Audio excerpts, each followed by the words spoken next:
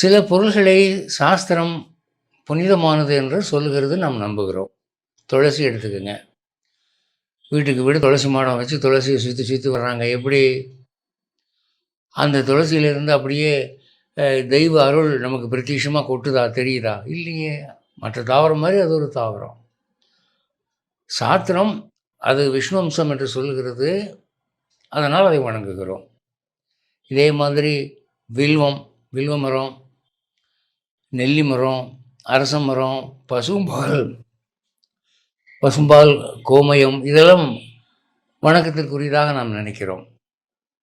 பசுவையே வணங்குகிறோம். இது என்ன அடிப்படையில்? அவற்றிலே புனிதம் இருக்கிறது என்று முனிவர்கள் கண்டு சொல்லி இருக்கிறார்கள்.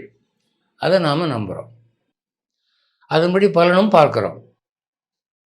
எத்தனை பேருக்கு இந்த துளசி பிரதட்சணம் வந்ததுனால மறுபடியும் நீங்கி குழந்தை பிறந்திருக்கு, கல்யாணம் ஆகாமல் இருந்து கல்யாணம் ஆகிருக்கு, பல நன்மைகள் நடக்க போய் தானே பரம்பரையாக அதை செய்து வர்றாங்க.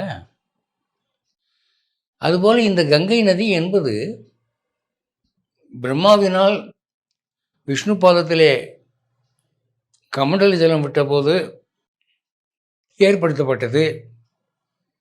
அது விஷ்ணு பாதோதகம் என்று சாத்திரம் சொல்லுகிறது.